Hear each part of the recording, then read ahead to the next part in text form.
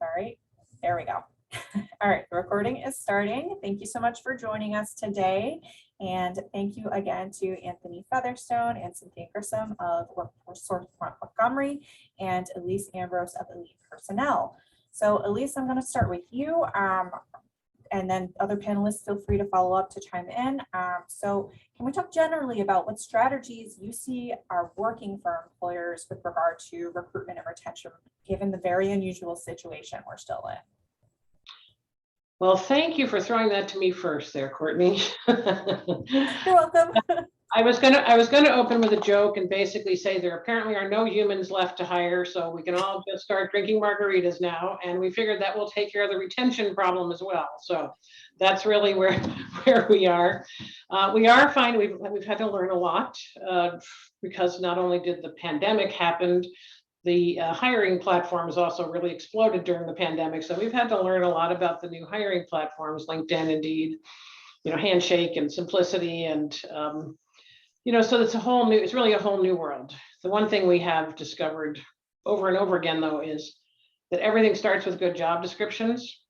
And if your job descriptions aren't really, really good, you're not really going to get anywhere. I mean, everything just stops. We actually had a very nice guy from Indeed who manages the big staffing services, Randstad and Manpower, the really big guys, spent an hour with us, which was very nice of him to spend that kind of time with us. And he basically said, if your first two sentences aren't good, you're not getting any further. So I have some good ideas. I'm happy to talk about them now or later, but I also was going to put together, if anybody's interested, of kind of a little template of some of the things that are working for us and just email it out to you if you're interested. So I don't know if you want to hear more now or you want to move on to the next person, Courtney. Thank you so much. I think people would be really interested in seeing the template, and we can also put it up on screen at the end if that's helpful for folks. But yeah, Anthony and Cynthia, do you want to chime in on sort of that general overview, and we'll come back to the more specific topic of crafting a great description later? Yeah, I'll jump in first if it's okay. I think, first I agree with Elise's point. The job description has to be succinct and on point, bottom line. And I think to build upon that, it's a job seeker's market. So, I've heard somebody say plenty of times, a job seeker can have their employment just like they have their coffee, right? But one thing that I've noticed that job seekers don't want to go through is a long application process. So I think after you build that job description and you've posted it and you have a potential candidate, in front of it, make the application process as seamless as possible. If you're using Indeed or so forth, don't have it direct you to a company website to upload or create a registration or an account or whatever the case may be. Try to make it as seamless as possible so that that job seeker can apply really quickly, because based on what I've seen and heard anecdotally, that's been a best practice for some folks in finding more candidates for positions, is just making it easy to apply. I've also heard of going back to kind of older methods and styles and so forth, taking walk-ins. If you have somebody that's qualified right in front of you, then sometimes you've got to make an exception. Don't make it the rule, but make an exception if you have somebody in front of you. So I would say I've seen people simplifying the application process and actually taking people that walk in their doors for more frontline entry-level positions. So that's my 2 cents to add to that topic. Thank you. And Cynthia, if you've got something to chime in, great. If not, I'm going to build upon that answer as well in my next question. Oh, so I think you're muted. Thank you. I agree with both of those comments. And for the job description, in addition, we often see that people are in a hurry, especially small businesses who don't have a lot of capacity anyway. They'll just use a stale job description. So one that might have been around for a while. In the case of contractors, oftentimes they are bound to what the feds need. And so whether or not it makes sense for that particular job, they have criteria in there that you kind of question, like, why does that need a college degree? Or why does this need a master's degree? And then frankly, the job doesn't, it's because of these other stipulations. So if someone, while they're reviewing those job descriptions, can keep these things in mind, that would be helpful, as well as who's your target. what's the profile of the person who's successful there, who stays there, who's bought in, who's, loyal. Replicate that as much as possible and find out, does this job description speak to that profile? If you've got a corporate social responsibility type of strategy in-house, if you have employee resource groups, you're trying to foster, say, veterans, disabilities, 50 plus, youth, reentry, whatever it is, make sure that that job description is speaking and resonating with those particular recipients. Because otherwise, whether you know it or not, you're eliminating a lot of people right from the get-go. They'll see particular words and know that that does not apply to me. See you later. Yeah, I think that's a great point as well. And Elise, I'm going to circle back to you if you want to delve into a little bit more about what you think building a great job description is all about.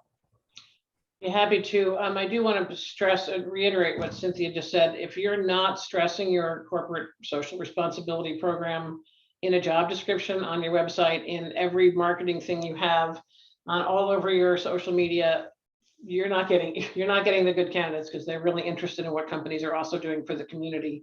Doesn't have to be any particular kind of social responsibility. It can be any of the topics that appeal to people that just want to help make sure that the company is spending some of the hard-earned money on helping the local community. So I think that is really, really critical. So it's true, it's a candidates market.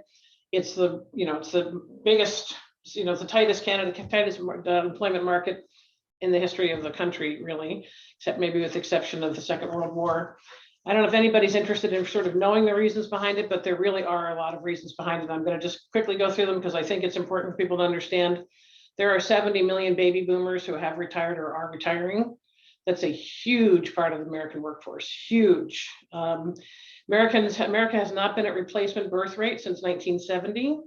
So we're not replacing ourselves. We have a problem. We haven't had a reasonable immigration policy for more than 40 years. And now, of course, we have millions of women have stepped out of the workforce during COVID for obvious reasons, and they are coming back, but they're coming back more slowly.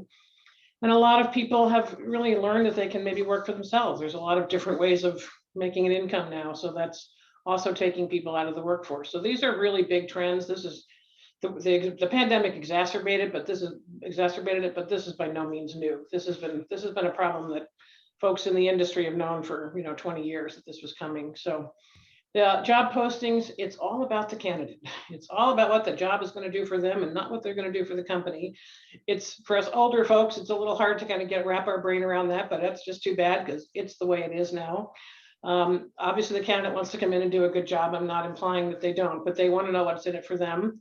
You have to be very specific. They want to see salary benefits. They want to know about your corporate culture. They want to know about your community-oriented activities. They want to see all of that in the job description and pretty clear. They want it to be more conversational. Get rid of all that silly jargon that we used to put in job postings. Job postings are not job descriptions, right? Job descriptions are legal documents that you're going to offer to the employee when they're actually taking a job. Job posting is a marketing piece. So get your marketing people involved. Anybody you have, if you're big enough to have marketing people in your organization, make sure they're looking at it. Is it something they can put on social media and make a splash on Instagram and Facebook and LinkedIn and all the places that, God help us, we've all had to learn about the last few years. So I mean, these are really important things. You've got a lot of people. I've looking recently. A lot of companies are now offering signing bonuses, which is really interesting. So that's something if you can afford to do it, or you can do any kind of a thing in there that just encourages people to read the whole job description. That's helpful. The name of the game is flexibility, the hybrid workforce, training, your commitment to making them, giving them professional growth. So that all has to be in the job description. It doesn't have to be long and complicated. And as I said, I don't have a sample now, but I will be happy to put one together and just show you what kind of the template that we're working on if anybody's interested in me sending that on to them. Thank you. Yeah, and I am going to bounce off of that answer to ask about, you mentioned putting signing bonuses in the job description, and I'm wondering how you have seen things like signing bonuses as well as benefits, flex or hybrid office policies, maybe changes in salaries that companies are offering when they haven't had a successful, hiring process, how you're seeing that change in the current environment, as well as any flexible benefit packages that may be out of the ordinary, like a pool of pot that you can use towards healthcare, education, leave time, maybe law advice, anything creative that you're seeing. In our case, we're certainly seeing signing bonuses be effective. Salaries are up. I don't think that's a surprise to anybody. Salaries are up, and of course, in our area, that means a lot more than a lot of other areas across the country.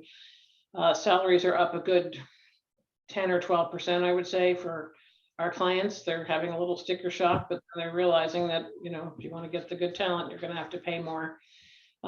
So there's, everybody's catching on. It took a little while, but people are catching on that, that they're going to have to ante up for good talent. The benefits, obviously, you have to offer all the standards. We all know that healthcare and dental and vision, those people just expect at this point.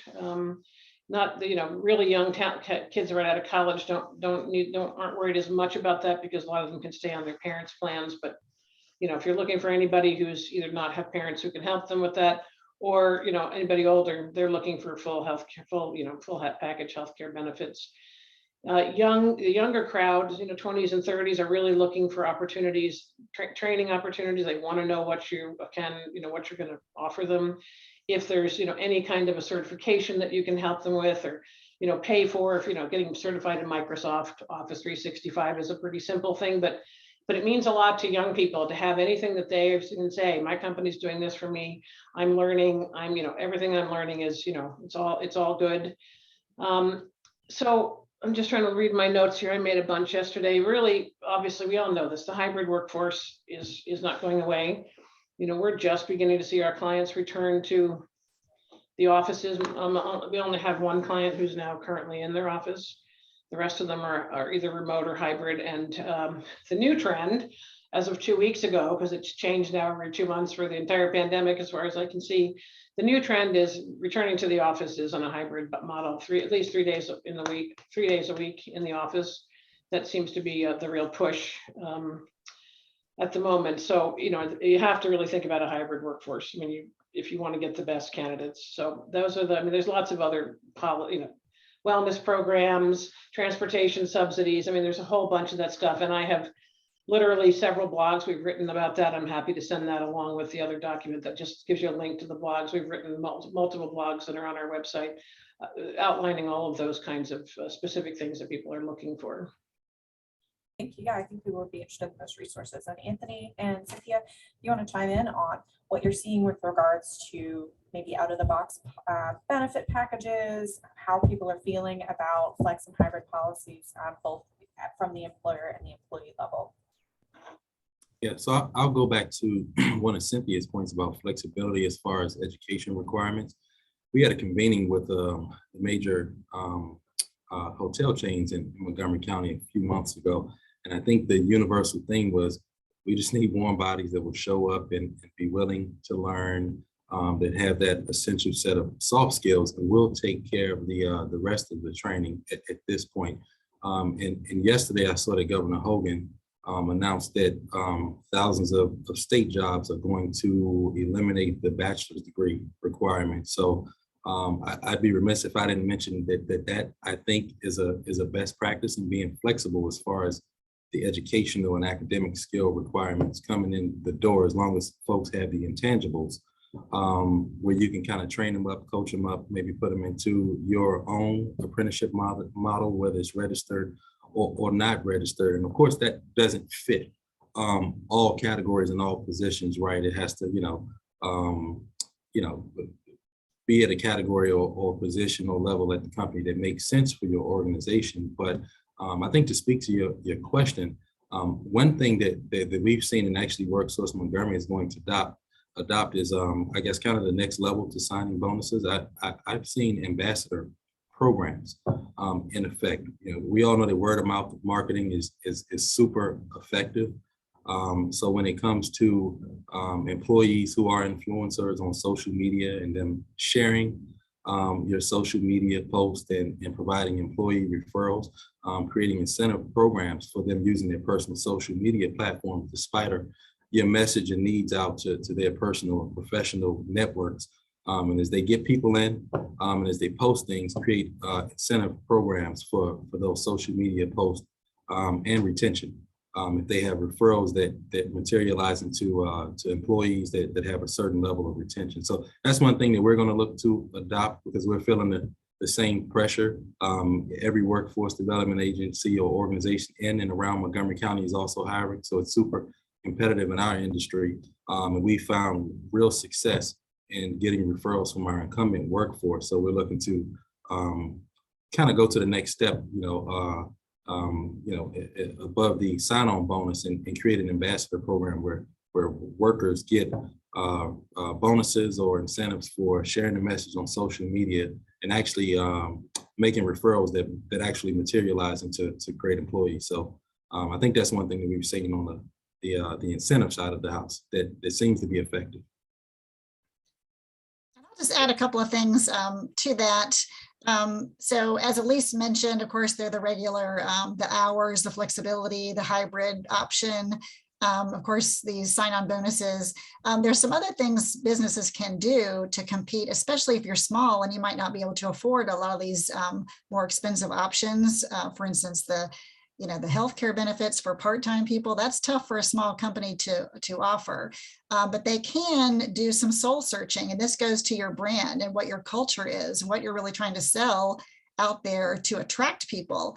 So if you can adequately display what your culture is, who you're trying to attract, and go back to that profile of who enjoys this work, who's staying there, who's thriving and successful, and what makes them tick, what's their motivation? Are they there for the money? Are they there for the mission? Are they there because they get free coffee in the morning and snacks occasionally and some team building events and training and all these other things that people can add on? You also might look to what's the commonality among the majority of people. Would that be advantageous to get some sort of discount on childcare, for instance, and offer it across the board to your employees? So there are a lot of things out of the box, sort of. At this point, these are a little more known, but we're always trying to think of what are the creative ways to attract who you want to attract. But first, you need to know who they are and what makes them tick. And the more you know, the more you can make that attractive. And then again, through social media, referrals, sometimes you get the best people through who you already know of, or your friends, you're aware of their work ethic and competencies, and you think they'd be a good cultural fit. And then it's an easier sell. And I don't know if I'm stating the obvious here, but I think you could really find some trends in that using like those stay interviews with employees that we want to retain, and finding trends in kind of why people are still here and what they enjoy. Yeah, I would just say that, Shelby, that's exactly right. There we have some other information about that. Conducting stay interviews, I think, is really critical for everybody at the moment. It's so important because you're going to find out all that stuff, why they're there, why they stayed, how they felt you did during the pandemic. I mean, we've all been through a lot. It's been a very long and stressful time for many, a lot more so for other Americans than me, but it's certainly very stressful for everybody. And I think it's really important to find out why they've stayed and why they will continue to stay. I think that's exactly right. Yeah, I'm going to follow up on that in just a minute. But Gary Gerber, who also works with Anthony and Cynthia, wanted to chime in about the description. So Gary, if you want to add a comment real quick. Sure, thanks, Courtney. Yes, as far as the job descriptions, going back a little bit in this discussion, it's really important for the hiring managers to be involved in the process of making, of having the job description written. Oftentimes it's left to the HR and recruiters out there, and what gets posted is not exactly what folks are going to do on a day-to-day basis. So it's real important for hiring managers to get involved in that process. That's all I was going to contribute. I think that's absolutely right. I think that's really right, Gary. And I think people forget that, and we work, obviously, most of our clients, we work with the HR departments, but HR's role in a company is to protect the company. I mean, that's their job. That's why really marketing is who you want to talk to about job postings, not job descriptions that HR has to do. So that's a legal document, but job postings for attracting people and the hiring managers. Absolutely. Very good point. I wanted to, we touched on this a little bit, but talk about, you know, how you are advertising your positions, and especially because the group who originally put this together was nonprofits and they have a smaller budget, marketing budget for that type of thing. You know, most cost-effective ways that you've come across, as well as interest in how to find diverse candidates. So if there are any, you know, avenues beyond the traditional, if there are any targeted avenues, as well as, you know, possibly looking beyond the local, as a lot of companies are starting to offer fully remote positions. And whoever wants to chime in, Anthony, maybe to start. Yeah, sure. So this is gonna be my shameless plug for the public workforce system, right? This is my moment to give our plug, but I chose well then. I think, you know, one thing in our industry that's kind of universal is that workforce development is the best kept secret in every local area. Cynthia, our Director of Business Solutions, and Gary, our Talent Placement Manager, work alongside 5 other individuals who are business facing day in and day out. They work at no cost to help you meet your talent needs, whether it's folks that are in our training programs or whether it's reaching out to the mass public. So I would say if you're not engaged with your public workforce system, you know, give us a call. We're not unique in the sense that there are folks in Prince George's County and in Northern Virginia and Frederick County that do the same things that we do. So it's just a matter of making the call, building the relationship. And the way the workforce system is structured, we do what our employers tell us to do. So you are our bosses. So if there's something that meets your needs, then we'll deploy it. But if it's something more customized that we need to kind of pivot and create something new as far as a menu of options for you, then that's what we're tasked to do. So I would say use your public workforce system as a resource. Use your ambassadors, because word of mouth is huge. We spoke about that. We found for our professional positions that LinkedIn has been, you know, golden for us these days with LinkedIn really having a lot of traction as far as users that are in the job market. So those are the things that come to mind. I have more, but I'll pause and give my colleagues on the panel an opportunity to chime in. Yeah, well, I'll reiterate, you can find a lot of diversity in our clientele at Worksource. So there's our plug there. And we do actually diversity fairs and things. And let me just mention too, as far as looking for diversity, the reason diversity is important, and you might, you know, hear from statistics all the time, it's because of diversity of thought. You get diversity of thought from diverse populations. So people immediately tend to gravitate toward race and ethnicity. There are many, many other areas of diversity that need to be considered. So I try to point out, bringing all this together makes makes a business stronger because you understand more customer clientele base. And it depends on who it is you're trying to serve and attract. So you got to be strategic on who it is that you need and what kind of thought and perspective they need in order to serve your customer well. And that depends on what industry you're in. So yeah, diversity is very important, but you can get there in a myriad of ways. We have a whole lot of diversity represented in this county, which is fantastic. So please take advantage. I try to tell our job seekers, however you differentiate yourself, please make sure you have that front and center on your resume or on your LinkedIn profile, because what makes you different makes you attractive. So, you know, a lot of people shy away, or for years historically were afraid to put, you know, bilingual or things like that. That is a plus. I mean, the more languages you speak, that's more feathers in your cap. So don't be shy, you know, have your job seekers be sure to promote all of that stuff. We have a lot of different populations. We've got immigrant populations, you know, people who have been in foster care, but they get a lot of help. So you've got skill building there going on, very targeted. Reentry population folks, again, there are programs out there such as ours to really get these skills built up and give them a second chance. Veterans, 50 plus, youth. and on it goes, in addition to the racial ethnicity that we typically think of. So I just stress to broaden the thinking when we think about that aspect. Yeah, I agree that it's not just one thing or the other. It's all about diversity. And from what I've read, we have less of a problem, certainly in our area, of getting diverse candidates into an organization. I think we have more of a problem of promoting the diverse candidates up the career path. And I think that's really where this isn't for this conversation, but that's a whole nother conversation that I do think is an important one. So you're talking about some free resources.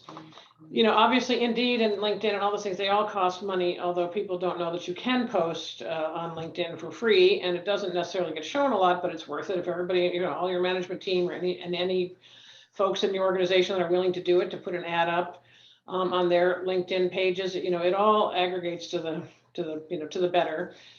So internal referrals, as everybody knows, I'm sure, are always the best way to get any person, because no one's going to refer someone into their organization that they're proud to work for somebody who's not good. They're just not going to do that. But certainly taking advantage of the postings and a really robust social media presence, and not constant hiring, not like every single day sending out I needed this, because then you just look silly. But really having as many people in your organization who will put up a really nice graphic, kind of on a rotating basis about, the kinds of people you're looking for, and join our team, can be, not so specific, and join our team because we're doing such great work in the blah, blah, blah field. Handshake, it's joinhandshake.com, I guess, is free. A lot of the local organizations, a lot of the local colleges are on it. University of Maryland is not on it, which is very frustrating. And University of Maryland is on Simplicity, which actually charges. But you can put up free job ads up on Handshake, which is great. And I would want to make sure we talk about older workers. It's one of the greatest frustrations of our business here that we, send in a resume of somebody maybe my age, which is pretty old at this point, surprisingly. Who knew? Who knew that anybody would ever be old enough to get Medicare? I mean, it's sort of a shocking thing to me, but at any rate, I'm old. And then the first thing they say is, oh, but does she have good computer skills? And we feel like jumping through the phone as though somebody my age can't have good computer skills. So there are lots and lots of older people that have very good computer skills and have lots of experience and are great hires. So I would say that that's another source of, make sure we're looking at those candidates.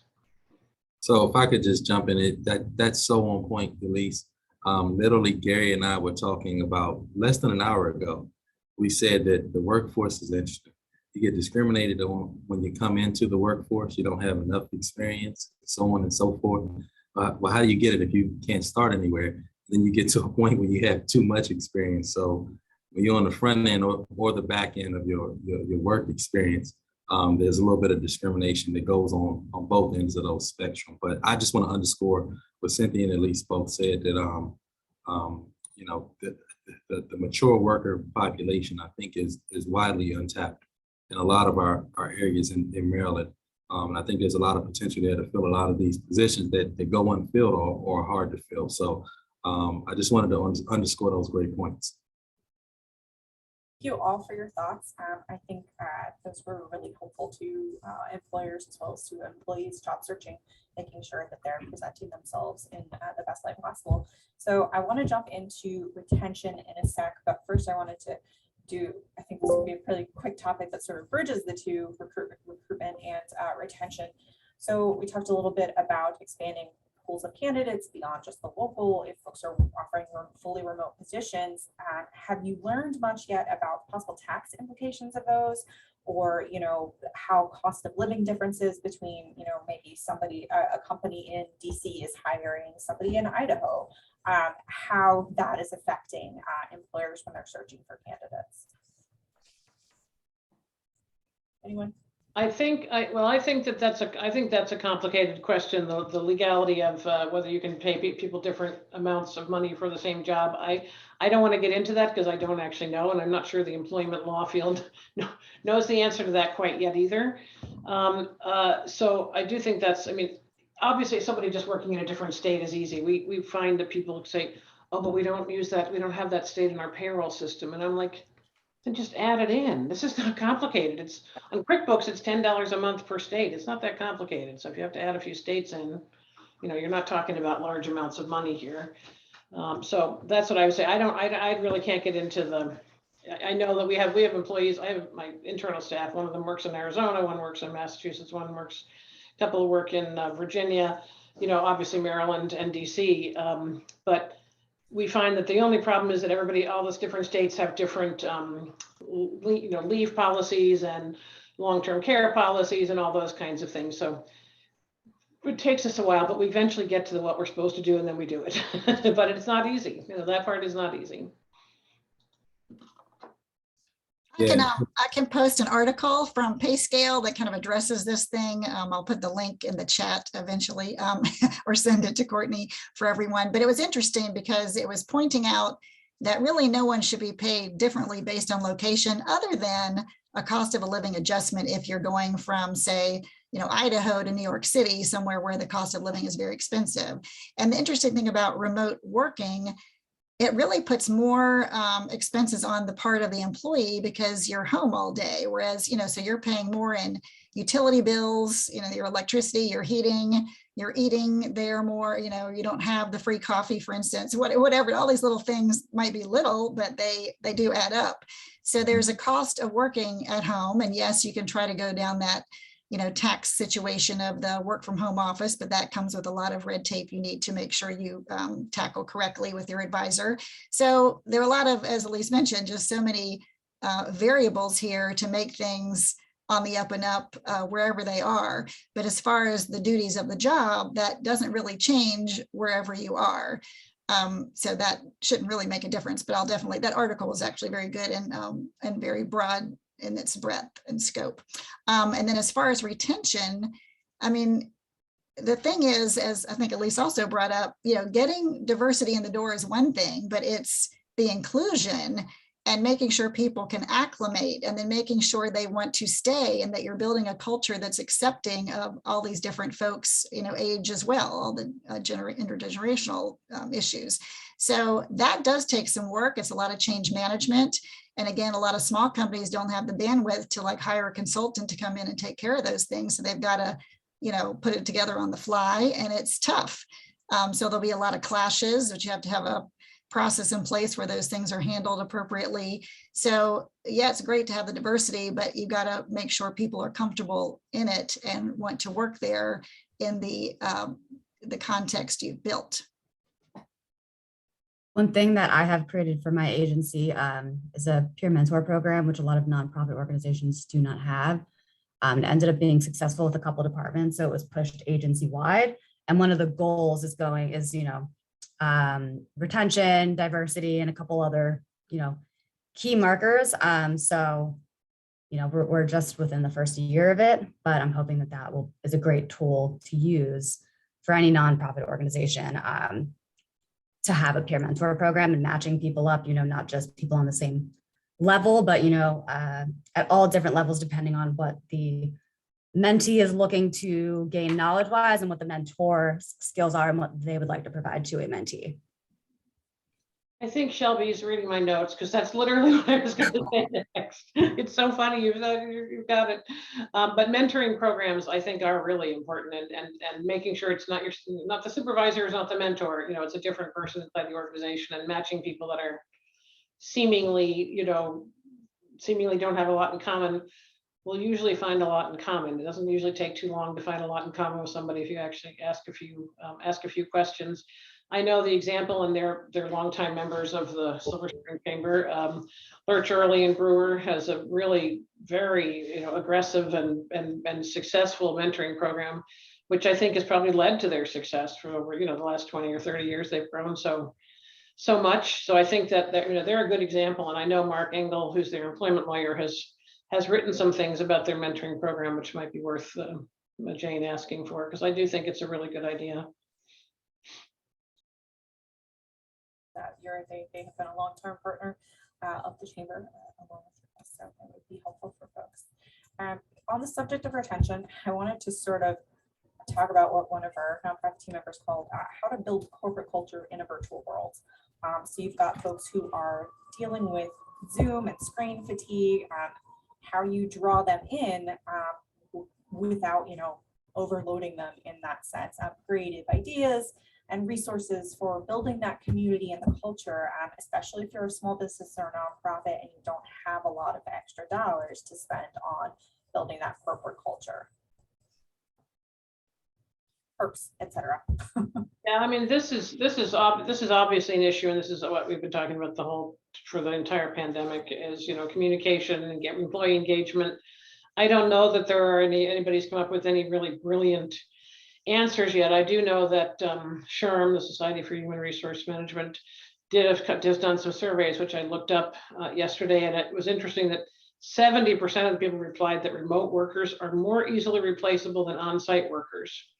So, that's a little scary for the people that are working remotely. And the other one is 62% contend that full-time remote work is detrimental to employees, and 72% said they would prefer all their subordinates to be working in the office. So there's a lot of difference as opposed to the 52% of US workers who want to work from home all the time. So there's still a lot of really big mess in the workforce. It's going to take a lot longer than 2 weeks after Omicron was declared. Omicron was declared dead for us to sort this out. You guys at Workforce Montgomery know lots more about this than I do. So I'll be interested to hear what you guys have to say. Yeah, so I think when it comes to employee engagement, and I think Cynthia and Elise both touched on it earlier, we're talking about people at its core. So it looks different for everybody. So I think you got to build a healthy culture, and I think you do that by talking to your people about what their desires are, what their pain points are, what their vision is from the bottom up. And as much as I would like Worksource Montgomery's culture to be a certain way all the time, I can't build that culture in my seat. Our mid-level managers build that culture. They're the people in the trenches. They're working with our customers and with our staff day in and day out. And I think one of the best practices I've seen in employee engagement in this virtual world is just that you got to let some stuff go when it comes to this virtual world. I don't care if your kids are in the house, let them join in on the meeting. If you've got a dog or a cat that you want to hold while we're in a meeting, I don't care if you wear your hoodie with your whatever college you went to in the hoodie. You don't have to put a shirt and tie on. We start our staff meetings with a dad joke. We have a guy who literally gives a corny dad joke every meeting. So work is serious enough across the board. I'm not sure what everybody does or what industry you work in, but I'm sure your work is serious, right? But I think that as much as you can, after talking to your people and see what they want, I think just keeping it light. Having blackout periods where you recognize that there's a little bit of Zoom fatigue going on, so you're going to cancel meetings today or whatever the case may be. But I think really talking to your folks and getting a temperature check and figuring out what they want from the ground up, because I think I've got it figured out in my mind, everything from soup to nuts about Worksource Montgomery, but I don't when I talk to my team members. And I've got to listen, and I've got to be responsive, and I've got to let some things go that I have in my mind as a leader to make sure that we can get over certain humps. So I think that's where we are as an organization, but I think that it looks different based on your company, the industry you work in, what your model is, and so forth. But I think universally, taking feedback and running with that feedback when it makes sense, because we get some crazy feedback as well. But I think when it makes sense, run with the feedback that your team members are giving you, and ultimately you'll build that culture. And people leave managers, not jobs. I believe that's still true to this day, and you'll see more buy-in to your mid-level managers and on upward, and hopefully see an increase in retention. So those are our thoughts, and that's what we're doing at Worksource Montgomery. I think to make sure, I completely agree, the stay interviews, the feedback from your people is critical to find out, and going to be ongoingly critical, because it's going to change again, between now and the summer. And, hopefully we don't see any kind of resurgence, but that's going to make it change again. So it's going to be ongoing.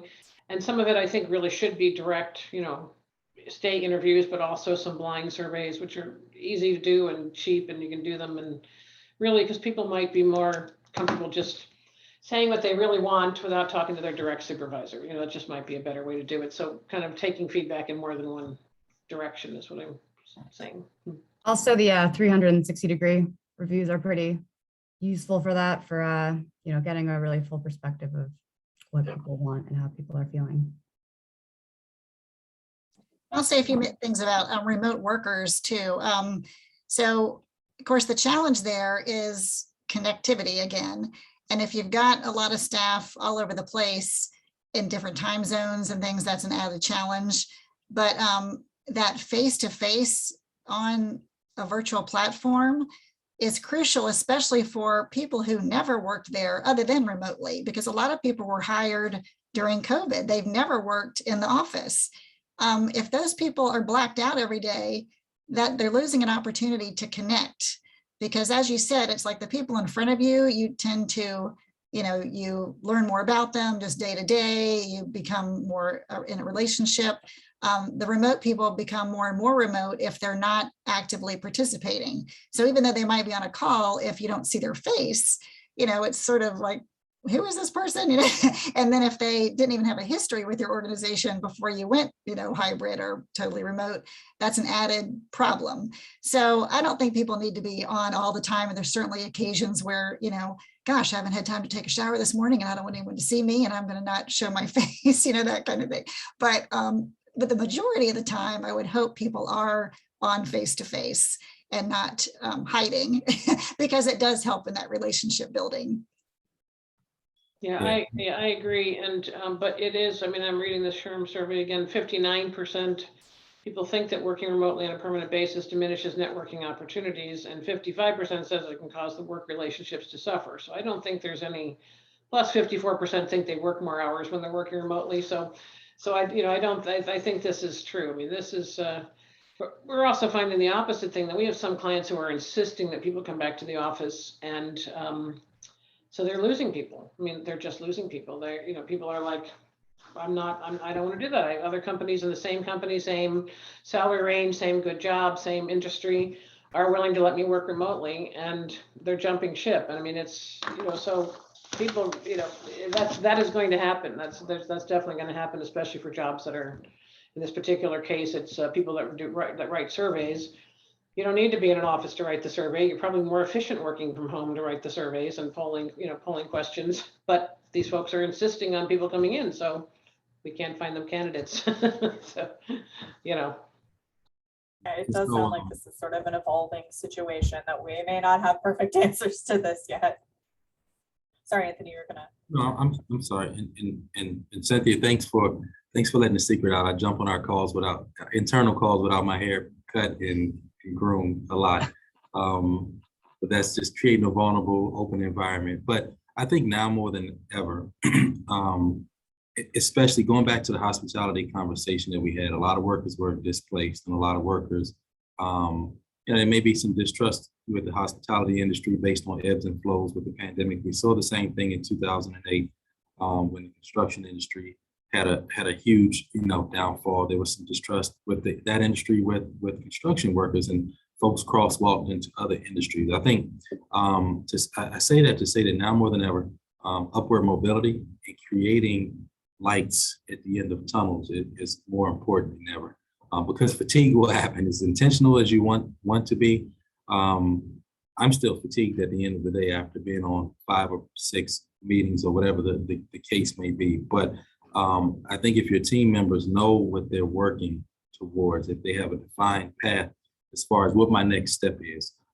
with this organization and this industry and so forth, I think that helps out a lot in making sure that you have good succession plans and good development plans for your folks. One thing that I always tell every case manager in our organization is that I don't want you to be in this job in 2 years. Now, I would love for you to, work here and retire here, but this has to be a means to your end goal, and I want to make sure that it is. So in 2 years, you should have mastered this job and be ready to move on and move up within Worksource Montgomery, or you should be ready to take a manager or director job somewhere else. I'm not saying that you should encourage your folks to leave. But I think one thing that all of our team members know about our leaders is that we care about them as people. We want to develop you as people. We want to know your end result. If it's to be a business owner, we want to make sure that your job right here, it plays a part in you being successful in your ultimate goal. So I think fatigue is going to happen no matter what we do. But I think the one thing that really motivates folks, especially at the entry level positions and mid-level positions, is knowing what the hierarchy looks like and what their next steps could be. And if you can attach a timeline, which is really tough, timelines are great as well. We're a really small organization, so timelines are really tough to measure. But we like to keep those conversations going and make sure that the plans are actually relevant to what the next step and the final step in their career plan or career endeavors are. So just wanted to mention that. Yeah, I'll add one more thing that made me think you just said, Anthony. And especially this applies to young people, but really anybody. And as far as retaining people and what they want, people want to know how what they do impacts the bottom line. Like, what is my piece in this big picture? And sometimes supervisors keep that a little bit of a mystery, and they're kind of in a little silo of what their duties are, but they don't see where that's leading or how what they do every day impacts the whole organization, and that every piece is important or it can't run. So if you make that clear to people, so they have, they buy into the mission, they understand what their role is, and they understand how they can help improve things. I think that goes a long way of empowering people, and then they have more ownership. I mean, when people come on board with us, and I do describe it's like a startup, and you get to wear a lot of hats, and you get involved in so many things that, if you were in a large organization where you're kind of pigeonholed into something, you don't have those opportunities. So those are pluses a small company has that a large one oftentimes doesn't, just because of the bureaucracy. Well, I wanted to go ahead and wrap up the panel discussion. We've got about 8 minutes left for questions. So if anyone has any questions for panelists or would like to chime in about your own experience, please feel free to do so. If you don't want to speak, you're more than welcome to send me your question through the chat as well, and I'll ask. Opening up the floor. Courtney, it's Gary. I can just chime in from before about the topic of diversity and how important that is. And it reminded me of three issues. One is I'm a big proponent of referrals, and a lot of companies pay big bucks to have referrals. But the flip side of that is, a lot of the people on this call know, is that like attracts like, and that if you're relying on a referral business, right, you're going to have people who look like you. You have people referring people that are kind of similar to who they are. So that's an obstacle. Secondly, I'm talking about diversity, is the diversity of the teams. So if you want to hire for effectiveness within a company, you have to, you want to look at having, there's on any team, there's a diverse roles that make for an effective team, right? So you got the visionary, you got the strategist, you got the nuts and bolts person, you got the operations and process person. So try to, kind of fill out those pieces on your team as far as diversity. And the last thing I'll mention has to do with ageism. And I'm working with a client now who we're working with him to try to get a returnship. He's an elder gentleman. And Amazon is an example of a company that has returnships, and they are actually for people who are, these baby boomers that Elise talked about, with this great preponderance of baby boomers out there.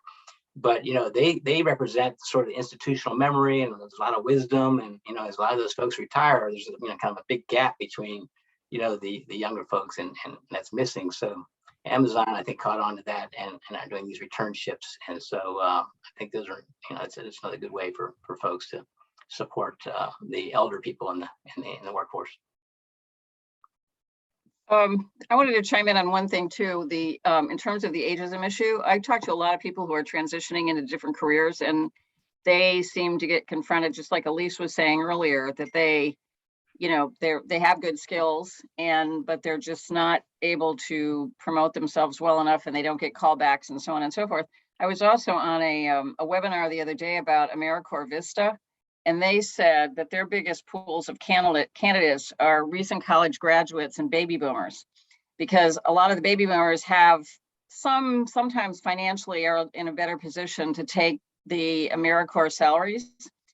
And so that might be, as you're talking to older people, to think of that as a place where you might encourage them to at least look to see what kind of positions are out there.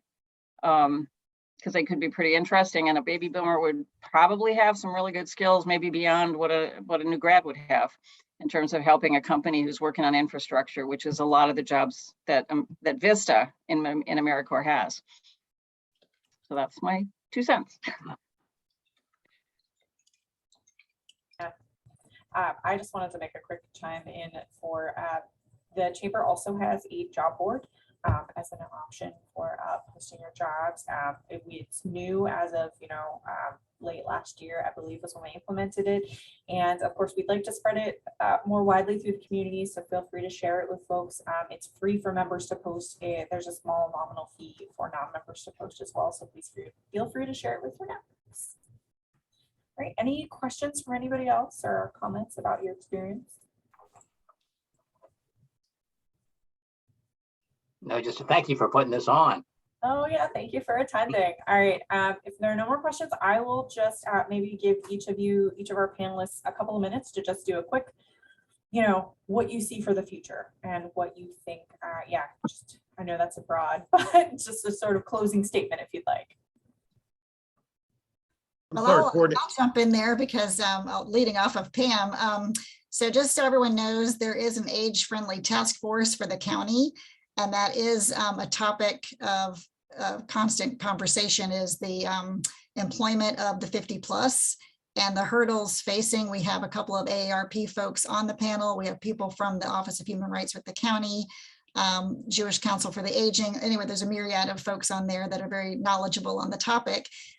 We are going to be trying to get some questions out there to the candidates running in the county to address, well, what can we do to help this employment situation and get the attention of employers to look at this group and kind of dispel all the myths about the lack of technical savviness, which we know is really not there. And plus we have a lot of training opportunities. In fact, Montgomery College has a large chunk of folks in their the non-credit side, all learning all sorts of technology creds. And so they are going to be ready to work and filling these empty spots. And yeah, there's the boomerang folks, plus the people that just aren't ready to retire yet. So there are plenty of workers out there. But again, it goes to how are you attracting them? How are you alienating them from applying to these jobs?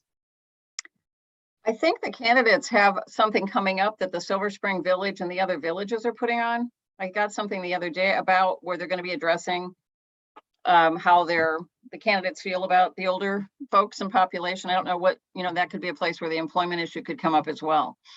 Thank you. I'm happy to just finish up by saying, it's a business is booming here. We have lots and lots of jobs.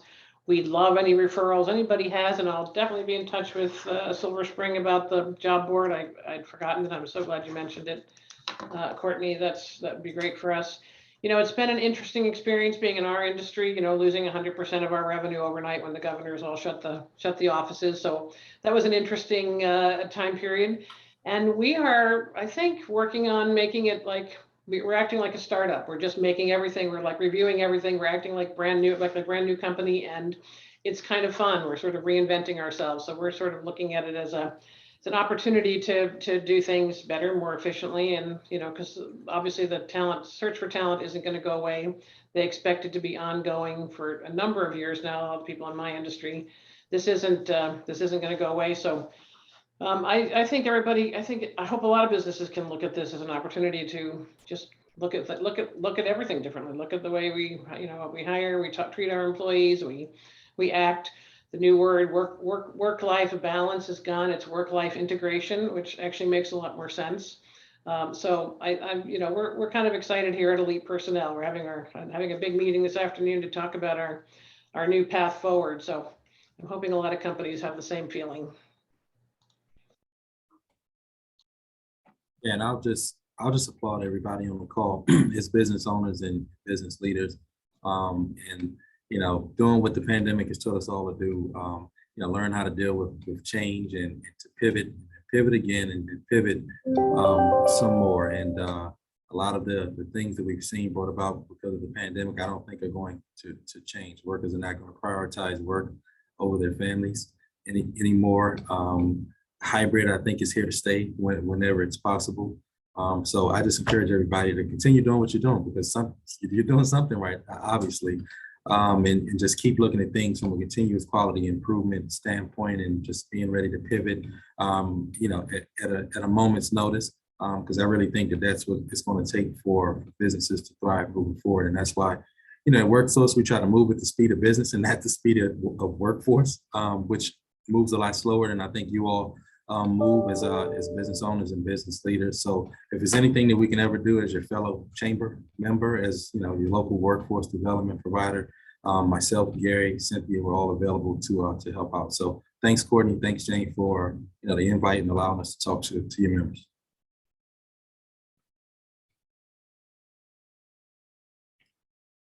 To just say that thank you. That's a great note to end on. And thank you, Anthony, Cynthia, and Elise, all of our panelists, as well as the participants today. As I mentioned, we will be making this available on our YouTube channel. It'll probably be in next week's newsletter as well with the link. And I also put the link to the job board in the chat. It's on our front page as well. So it's easy to find. You just have to be logged into your GSCC membership in order to access posting a link. Great. Thank you so much, everybody. Have a great rest of your day and your week. Thank Take care. you. Thanks, everybody. Thank you.